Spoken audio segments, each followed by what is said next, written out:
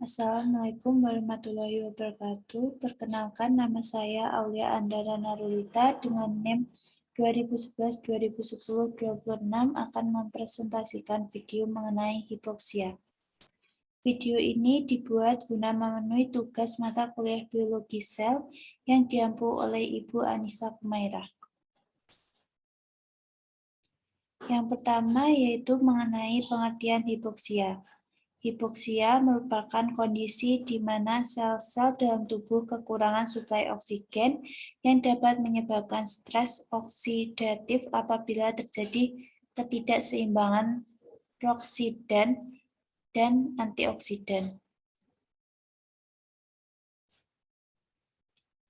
Hipoksia terdiri atas dua macam, yaitu hipoksia yang bersifat sementara dan hipoksia yang bersifat kronis.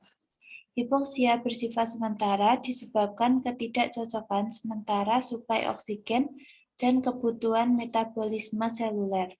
Sedangkan hipoksia bersifat kronis disebabkan paru-paru tidak adekuat menghirup oksigen, edema jaringan yang tidak teratasi, dan inflamasi.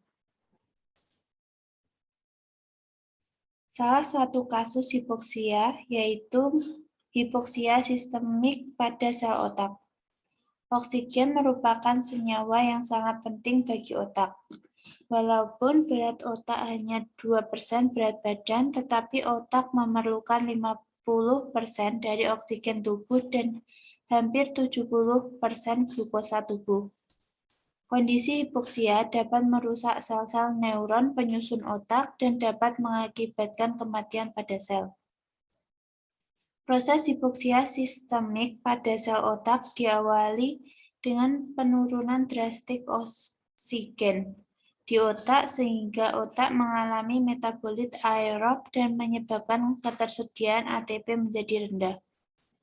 Hipoksia memicu berbagai rangkaian jalur yang menyebabkan penurunan energi dan pelepasan glutamat ke ekstraseluler. Kondisi hipoksia dapat meningkatkan pembentukan reaktif oksigen spesies atau ROS yang dapat mengakibatkan stres oksidatif pada sel. Peningkatan kadar ROS merupakan penyebab utama kerusakan jaringan otak setelah hipoksia. Apakah hipoksia dapat menyebabkan perubahan pada gen dan ekspresinya? Ya, secara tidak langsung, peningkatan ROS akibat hipoksia juga dapat mengganggu persinyalan seluler dan pengaturan ekspresi gen. Hal tersebut dikarenakan ROS dapat merusak jaringan secara langsung melalui modifikasi protein seluler, lipid, dan DNA.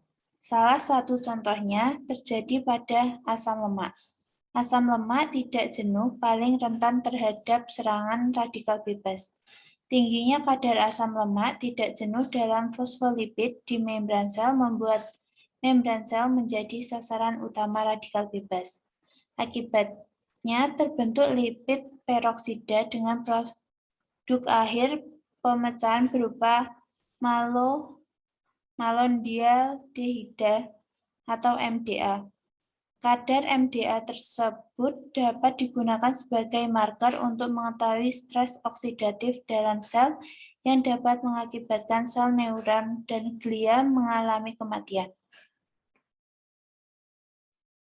Selain itu, pada kondisi hipoksia juga terjadi perubahan kadar Ca2+ intraseluler.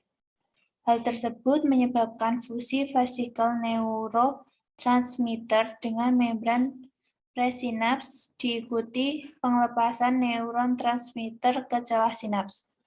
Transmisi sepanjang sinaps akan dilanjutkan melalui peningkatan neuron transmitter dengan reseptor di membran pasca sinaps.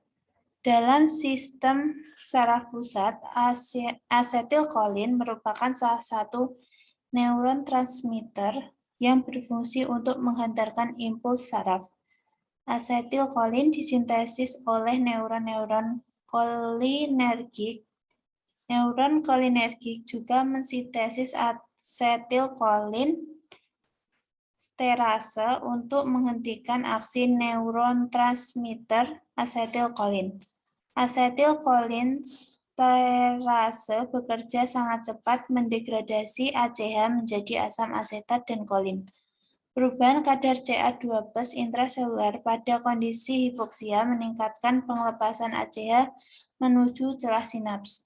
Peningkatan pelepasan ACH tersebut diikuti oleh peningkatan sintesis ACHE. Selanjutnya mengenai perubahan regulasi yang terjadi pada sel ketika mengalami hipoksia. Salah satu gen yang ekspresinya dipengaruhi oleh hipoksia dalam sel adalah gen HIF1-alfa. Pada keadaan hipoksia, faktor HIF1-alfa berperan penting dalam pengendalian respon seluler. Pada keadaan hipoksia juga terjadi peningkatan kadar reaktif oksigen spesies atau ROS, di mana ROS berperan dalam regulasi aktivitas protein HIF1-alfa. Salah satu mekanisme regulasi HIF1-alfa oleh ROS adalah memulai perubahan status redoks dari sel. Pada keadaan hipoksia, protein hipoksia induksible faktor 1-alfa berperan penting mengendalikan respon seluler dan akan mengalami dimerisasi dengan HIF1-beta. Pembentukan faktor transkripsi HIF1 Faktor transkripsi HIF akan terikat pada hipoksia responsif elemen atau HRES dalam promotor gen. Hal tersebut akan menginisiasi proses ekspresi gen yang responsif terhadap hipoksia, seperti gen vaskular endotelial growth factor, eritoprotein, dan lain-lain.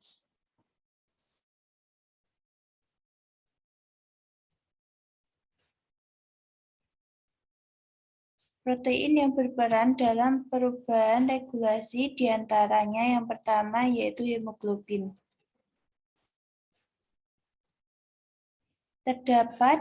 Hemoglobin tersebut terdapat di eritrosit yang mengandung rantai 2x2 yang berperan meningkatkan kemampuan darah untuk menyimpan oksigen, sehingga transport oksigen dari perifer seperti paru, insang, dan kulit ke sel menjadi efisien dan lebih detoksifikasi nitriteoksid.